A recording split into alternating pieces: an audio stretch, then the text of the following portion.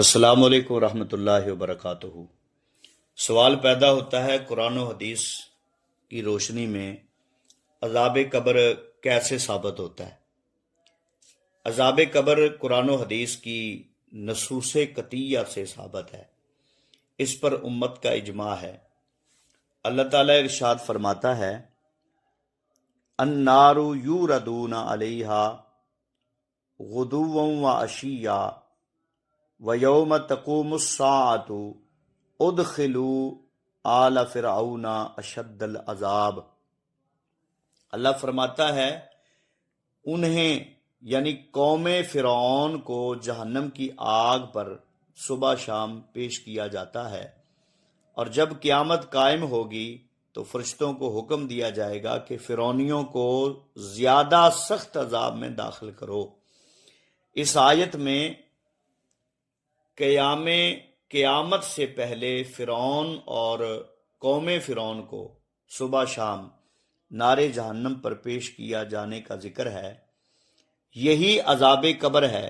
قبر سے مراد زمین کا وہ گڑھا ہی نہیں جس میں مردے کو دفن کیا جاتا ہے، بلکہ عالم برزخ ہے، یعنی انسان کی موت اور قیامت کا درمیانی عرصہ۔ اس میں اس کے وجود کے ذرات خاک یا راکھ کی شکل میں ہوں یا کسی اور شکل میں، جہاں کہیں بھی ہوں، ان کے ساتھ قدرت کی طرف سے روح کا کوئی نہ کوئی تعلق قائم ہوتا ہے، جس کی کیفیت کا ہم اس دنیا میں ادراک نہیں کر سکتے، اور اسے عذاب یا ثواب پہنچتا ہے۔ مما خطیئاتہم اغرقوا فادخلوا نارا، وہ قوم نوح اپنے گناہوں کے سبب طوفان نوح میں غرق کر دیے گئے، پھر آگ میں ڈالے گئے۔